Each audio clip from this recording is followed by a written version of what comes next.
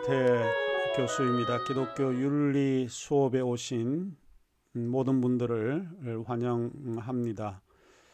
이 어려운 시기에 여러분들 건강하게 잘 지내고 계시는지 궁금하기도 합니다. 벌써 6주차 강의로 여러분을 만나게 되었습니다. 참 시간이 빨리 지나간다는 생각도 해보게 되고 빠른 시일 내에 여러분과 함께 대면해서 만나기를 좀 희망해 봅니다.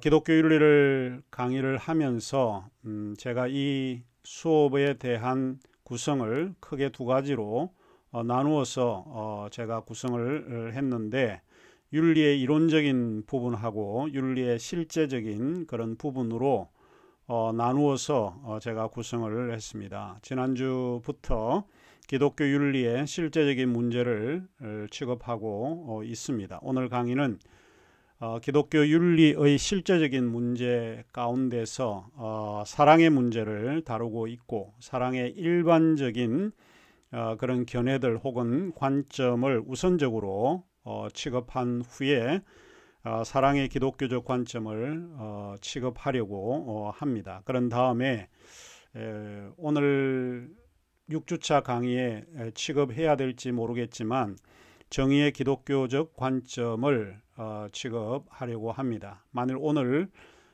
이 두 번째 구체적인 그런 기독교 윤리에 있어서 정의의 문제를 다루지 못하더라도 아마 7주차에 정의의 문제를 다룰 수 있을 거라고 생각을 합니다. 기억하실지 모르겠지만 지난 5주차에서는 사랑의 고전적 견해, 즉 그리스어적인 그런 견해와 사회복음주의적 관점에서의 사랑을 살펴보았습니다. 그리고 과정사상적 입장에서의 사랑에 관한 그 문제를 이제 살펴보려다가 마치지 못했던 걸로 기억이 됩니다. 아마 제가 기억하기로는 과정사상가들의 사진들, 화이트헤드나 찰스 하셔너 장캅과 같은 이런 분들의 그 이미지들을 여러분에게 소개를 해 주었고, 시간이 다 되었기 때문에 사랑의 과정적 사상적 관점에 관한 내용은 취급하지 않았던 것 같습니다. 지금 이 시간에는 과정 사상적 입장에서의 사랑에 대하여 논의하도록 그렇게 하겠습니다. 먼저 여러분에게 사랑의 과정적 이해를 취급하기 전에 한 가지 말씀을 드리고자 하는 것은 과정 사상이 여러분에게는 쉽게 이해될 수 있는 사상이 아닐지 모릅니다. 상당히 조금 우주론의 체계를 필요로 하는 그런 사상 체계이기 때문에 그러지 않을까 싶습니다. 게다가 이 과정 신학의 견해를 제가 설명을 할 때 상당히 요약적으로 전달하고 있는 이유 때문에 듣는 여러분에게는 다소 어려울 수 있을 거라고 생각을 합니다. 그리고 과정 신학이라든지 과정 사상과 같은 이런 이론에 대해서는 많이 들어보지 못한 그런 사상일 수도 있습니다. 아무튼 내용에 관한 질문은 저희들이 곧 대면 수업을 하게 될 때에 그때 여러분이 가지고 있는 질문이나 비판적인 그런 물음에 대해 메모해 두셨다가 함께 논의하는 시간을 갖는 게 좋을 듯 싶습니다. 여러분들 가운데 수업에 관한 내용으로 또 질문이 있게 될 때에 교수의 카페인 학이동네에 여러분이 들어오셔서 자유롭게 질문을 해 주시면 저도 성심껏 대답을 해 드리도록 그렇게 하겠습니다. 할 수 있는 대로 어려운 가정 신학을 좀 매우 간략하게 요약을 해 드리는 게 좋을 듯 싶습니다. 우선 먼저 기억을 하셔야 될 부분은 사랑에 대한 과정 신학적 입장은 그리스어적 유형의 사랑에 좀 비판적이라고 하는 것, 이것을 좀 기억을 하시면 좋을 것 같습니다. 왜 그럴까요? 이는 간단히 설명을 하자면 사랑을 네 종류로 그리스도적 입장은 설명하고 있기 때문에 그렇습니다. 네 가지 종류의 사랑은 우리가 분류를 하고 있기 때문에 이해하기는 매우 쉽습니다. 그러나 실제로 사랑을 종류로 분류하기가 이 어렵다라고 하는 것이 이 과정신학적 사상가들의 이해 생각입니다. 지난주에 살펴본 것처럼 복습하는 의미에서 설명을 다시 드리자면 그리스도적 사랑은 네 가지인데 스토로게, 에로스, 필리아, 그리고 우리가 잘 알고 있는 아가페와 같은 종류로 구분한다고 이야기를 드렸습니다.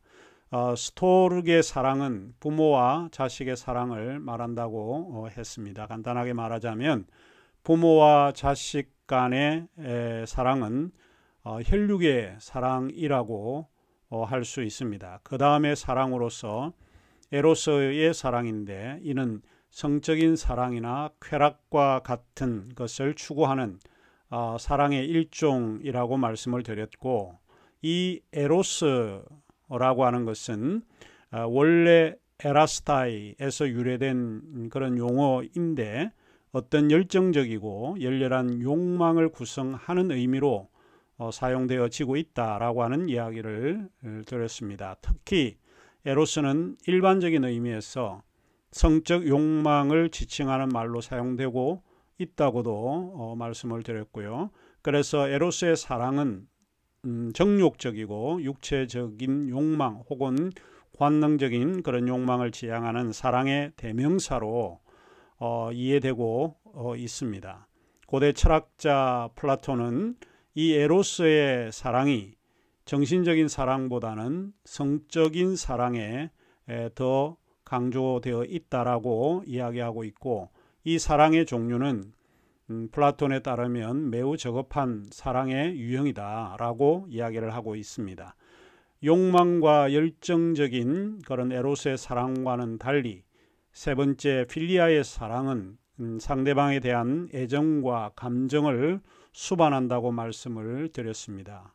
그리스인에게 필리아라고 하는 단어는 친구와의 우정뿐만 아니라 가족 및 정치인에 대한 충성심, 그리고 어떤 공동체의 규범이나 규율을 준수하는 것도 포함한다라고 했습니다. 이 필리아라는 사랑은 요한복음 21장에 등장하는 단어입니다.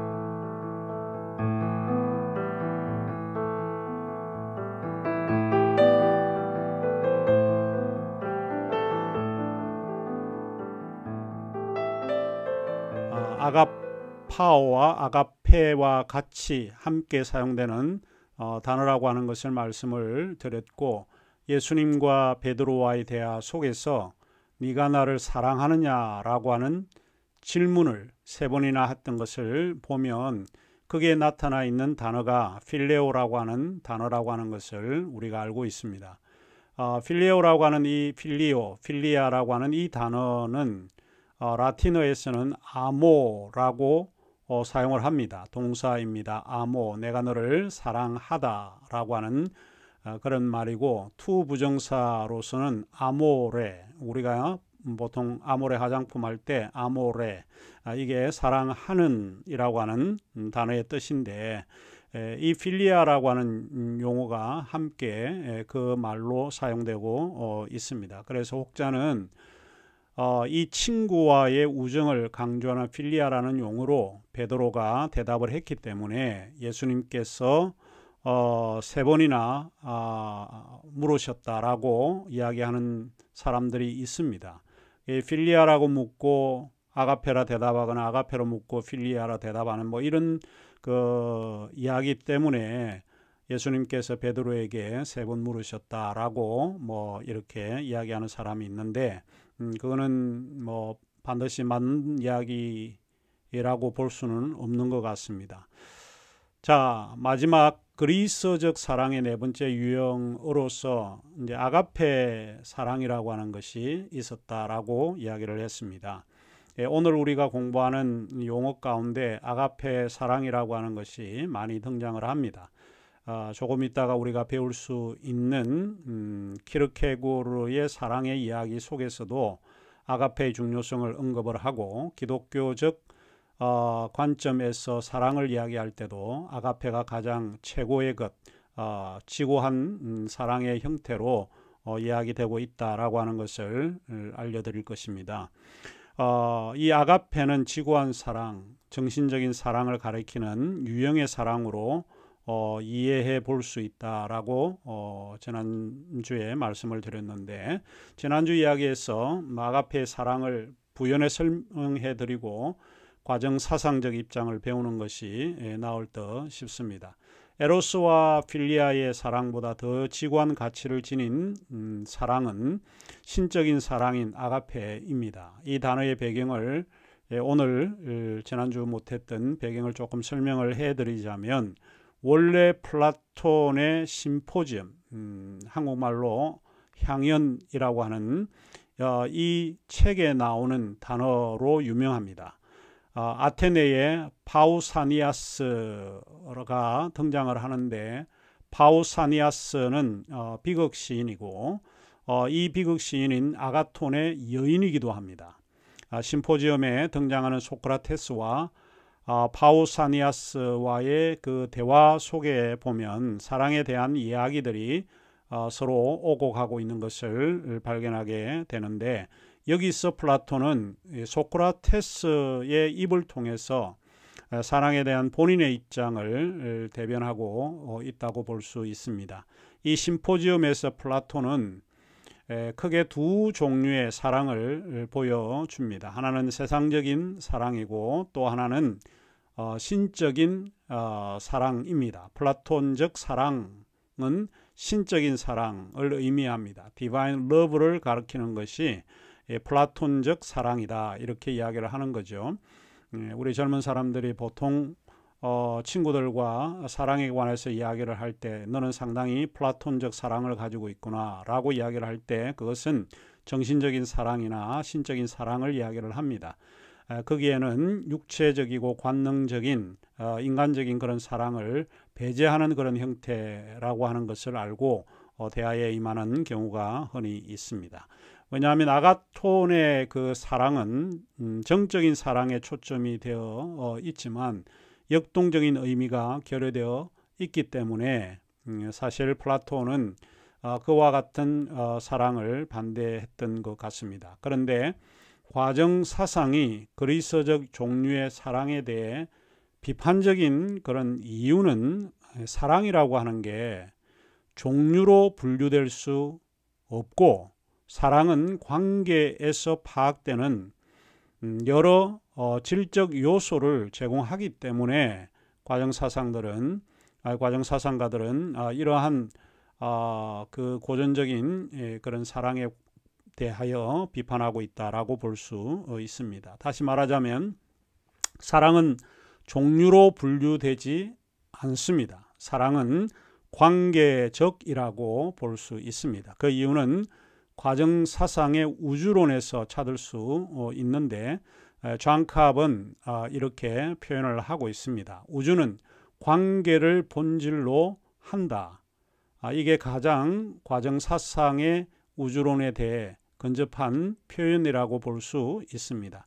우주라고 할 때 그 우주는 세계도 포함하고 모든 사물을 다 포함하는 그런 요소이기도 합니다. 그 모든 것들이 관계가 하나의 본질이다라고 주장하는 것이죠. 이처럼 과정 사상은 사물을 죽은 것이 아니라 살아있는 유기적인 관계로 이해합니다. 모든 사물은 서로 연결되어 있기 때문에 영향을 주고 영향을 받는 의존적 관계이고 사회적 관계입니다. 한 치의 오차도 없이 사물은 서로 맞물려 있습니다. 우리의 생각도 우리의 행동도 우리의 학문도 모든 것이 관계에서 파악이 됩니다. 왜 그럴까요? 조금 전에 말씀을 드렸듯이 이 모든 사물은 관계가 일종의 본질이기 때문에 그렇습니다. 그래서 사물이나 사람들은 유기적으로 연결되어 있지 않은 것이 하나도 없다라고 볼 수 있는, 모든 것이 유기적으로 연결되어 있는 것이 과정사상의 우주론입니다. 모든 것은 바로 이 관계성에서 파생되어 나오게 된다고 강조하는 것이 과정사상적 우주론인데, 이 관계에서 다양한 감정이라든지 정서라든지 행동이라든지 외모적 유형이라든지 모든 것들이 드러나게 된다라고 볼 수 있습니다. 사물이 서로 연결되어 있다라고 하는 것은 서로에 대해 느끼는 주체이고 존재라는 것을 말합니다. 이러한 근거를 제시하는 이유는 과정사상이 모든 사물이 의존하는 세계관이기 때문에 그렇습니다. 과정사상은 사물을 이제 그런 의미에서 실체로 이해하지 않는다라고 보는 것이죠. 실체라고 하는 말은 보통 우리가 일상생활 속에서도 즐겨 사용하고는 있지만 자세히 들여다보면 실체라고 하는 이 개념은 상당히 철학적인 그런 개념 중에 하나입니다. 철학에서 실체 개념을 가지고 설명한 시대가 있었는데 그 시대가 근대 시대입니다. 근대 시대라고 하면 떠오르는 사람이 몇 사람이 있죠. 근대 철학의 아버지라고 하는 르네 데카르트라든지 라이프니츠라든지 스피노자와 같은 합리주의 그런 철학자를 떠올리게 될 것입니다. 그들은 한결같이 주장하는 것이 실체 개념에서 세계를 이해하고 설명하려고 노력했던 사람들입니다. 철학에서 실체 개념을 사용하게 될 때 그 실체라고 하는 의미가 무엇이길래 그들은 이 실체 개념의 근거에서 이야기를 했을까요? 실체라고 하는 substance, 영어의 substance라고 하는 것은 자신의 존재를 위해 다른 존재를 필요로 하지 않는 존재입니다. 한마디로 이야기하면 실체는 독립적인 존재를 가리킬 때 사용되는 개념입니다. 어렵게 표현하자면 실체란 자기 원인적입니다. 내가 결정하고 내가 선택하는, 결국 모든 사물은 자기 중심에서 자기가 주체라고 하는 것을 이야기를 하고 있습니다. 모든 사물은 서로 연결되거나 의존하지 않는 독립적인 개념이거나 개별적인 주체 개념이라고 여기고 있습니다. 물론 근대 철학자들의 실체 개념이 오늘날 더 이상 유효하지 않다고 생각을 해도 과정사상가들은 이것이 더 이상 오늘날에 도움이 되는 개념이 아니다 이렇게 이야기를 합니다. 왜냐하면 과정사상은 독립적 존재를 배격하는 우주론에 근거되어 있기 때문에 그렇습니다. 세상에 존재하고 있는 모든 사물이 그것이 어떤 것이든 어떤 형태이든 서로 연결되어 있고 의존하고 있기 때문에 모든 것이 서로 공감하고 느끼는 존재로서 영향을 주고 영향을 받는 것이라고 보는 겁니다. 그러한 유기적 관계에서 파생되는 것이 사물의 성격을 결정한다고 생각하시면 될 것 같습니다. 이런 맥락에서 과정사상은 사랑도 이제 그런 의미에서 이해되어질 수 있다라고 주장을 합니다. 즉 사랑도 관계적인 개념으로 이해할 수 있습니다.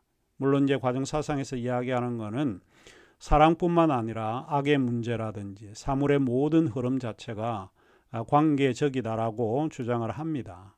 이런 이제 의미에서 그리스도적 사랑과 과정사상적 사랑은 분명한 차이를 보이고 있다라고 하는 것이 여러분이 발견할 수 있을 것입니다. 결론적으로 과정사상적 사랑은 관계적 개념이지 종류, kind, 종류의 개념은 아니라고 볼 수 있습니다. 사랑은 보편적이고 일반적인 개념이 아니며 또 모든 문화와 시대를 초월해 있는 초자연적인 그런 개념이 아니라고 과정사상가들이 비판하고 있는 이유이기도 합니다. 자, 그렇다면 과정사상에서 언급한 관계성의 그 사랑의 의미가 비유적으로 뭐라고 이야기를 하고 있는가 하면 경험의 물방울과 같다라고 이야기를 하고 있습니다.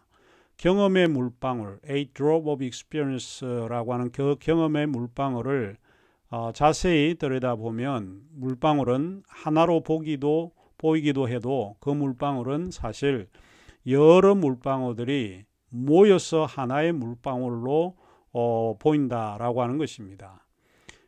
경험의 물방울을 여러분이 자세히 보면 그 안에는 항상 일과 다의 그런 요소들이 함께 포함되어 있다라고 주장할 수 있는데, 만일 여러분이 처마 밑에 비 오는 날에 있을 때에 떨어지는 물방울을 여러분이 볼 수 있다면 물방울이 떨어지는 그 물방울에서 하나가 모이고 두 개가 모이고 세 개가 모입니다. 물방울이 커지게 되겠죠. 그걸 자세히 들여다보면 물방울은 하나인 것처럼 이렇게 보이지만 그 안에는 무수히 많은 적은 물방울들이 모여서 큰 하나를 이루고 있다라고 하는 것을 발견하게 될 것입니다. 화이트헤드는 이 비유에서 경험의 물방울이라고 하는 이 비유에서 이렇게 적고 있습니다.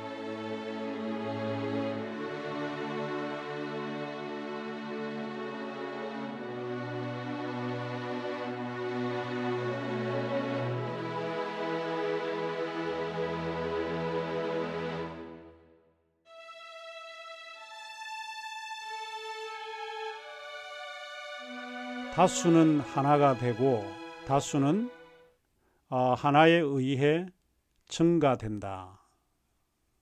영어 표현에는 the many becomes one and are increased by one 이렇게 됩니다. 결국은 다수는 하나, 우리가 개성이라든지 정체성이라든지 이와 같은 하나의 통일성을 이루게 됩니다. 근데 그 통일성을 이루는 그 안에는 무수히 많은 다수가 포함이 되어 있어서 그 다수가 하나를 만들어내고 있다라고 하는 이야기입니다. 인간 경험에는 이와 같이 하나이면서 동시에 다수에 의하여 만들어지고 구성되고 있다라고 하는 것입니다. 그 다음에 이제 우리가 생각해 볼 수 있는 이 관계성으로서의 사랑은 그 속성의 문제입니다.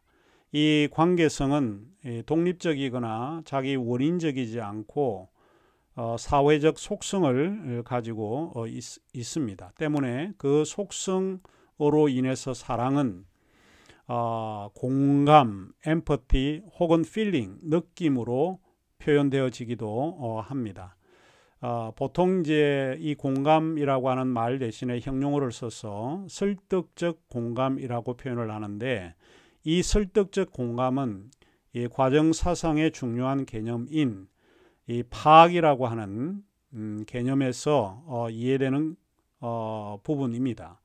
이 파악이라고 하는 프리헨션이라고 하는 용어를 사용하고 있는데, 어떤 번역에서는 파악이라고 하는 말 대신에 파지라고 하는 말로 씁니다.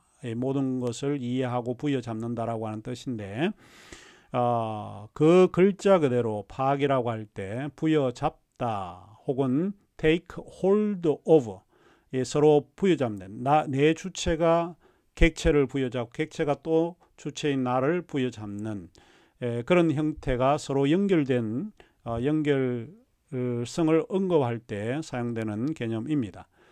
다시 말하자면 서로에 대한 느낌이 서로 부여잡히고 또 부여잡고 상호작용한다라고 하는 것을 뜻합니다. 과정사상은 이렇게 표현을 합니다. 모든 존재는 느낌의 주체이면서 동시에 느낌의 객체다. 이게 무슨 말인가 하면, 제가 여러분을 보고 부여잡게 되면 그것은 제가 느낌의 주체로서 활동을 하게 되는 겁니다. 여러분이 나를 보고 느끼게 되면 여러분은 주체가 되지만 나는 객체가 되어진다라고 보는 것이죠. 이 과정사상에서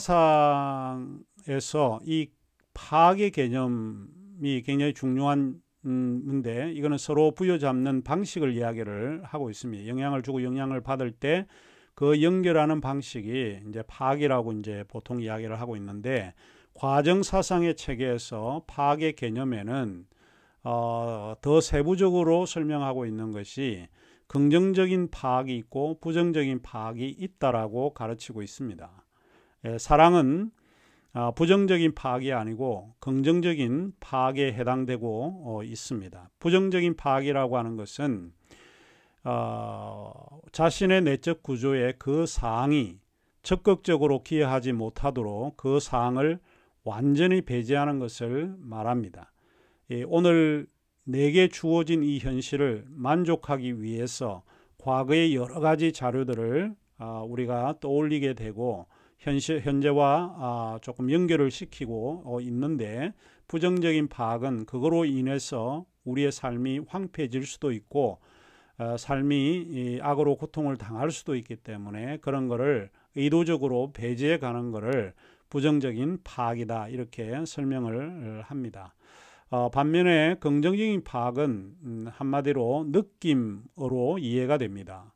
사랑이라고 할 때 그 사랑은 소위 이제 긍정적인 파악으로서 대상에 대한 느낌을 갖는 것을 이야기를 합니다. 화이트헤드는 이렇게 표현을 하고 있습니다. 긍정적 파악이란 주체 자신의 실제적인 내적 구조에 그 사항이 적극적으로 기여하도록 그 사항을 명확하게 포섭하는 것이다 라고 말합니다. 포섭하다, 그러니까 부여잡는다는 거죠. 그 포섭이 다른 말로 표현을 하자면 공감하는 것이고, 이것을 화이트헤드는 설득적 공감이다 라고 이야기를 하고 있습니다. 일단 느낌을 공감으로 해석될 수 있다고 보고 있기 때문에 사랑은 공감으로, 느낌으로 설명될 수 있을 것입니다.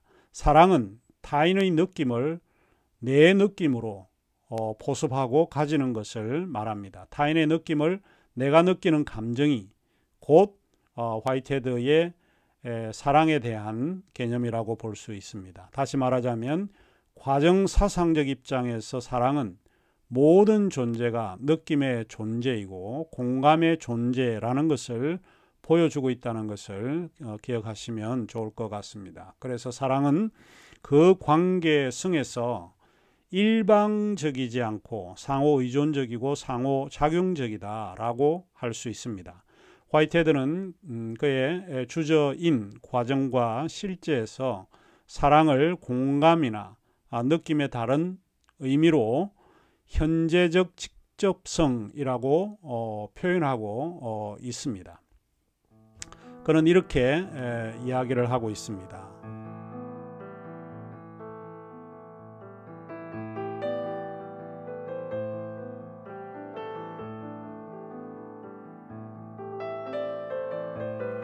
사랑은 통치하는 가이사르도 무자비한 도덕가도 부동의 동자도 역설하지 않습니다.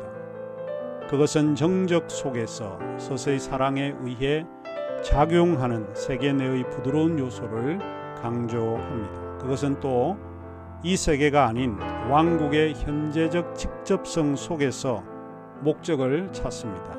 사랑은 통치하지도 않으며 또 부동의 것도 아닙니다. 또 사랑은 도덕에 대해 별로 주의하지 않는 편입니다. 그것은 미래에 눈을 돌리지 않습니다.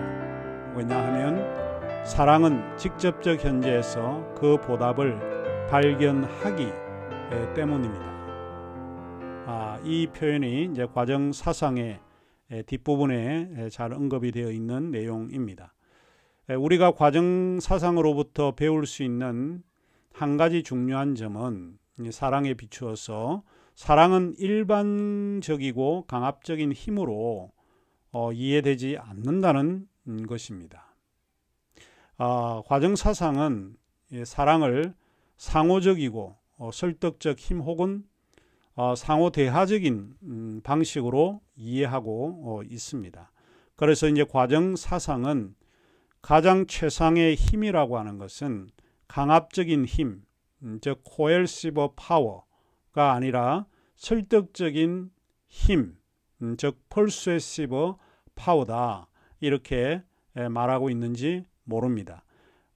그러면 이제 시간이 다 되었기 때문에 과정 사상의 관점에 관해서는 이 정도로 논의하기로 하고, 두 번째 시간에서는 사랑의 존재론적 관점에서 논의하도록 그렇게 하겠습니다. 두 번째 시간에 뵙겠습니다.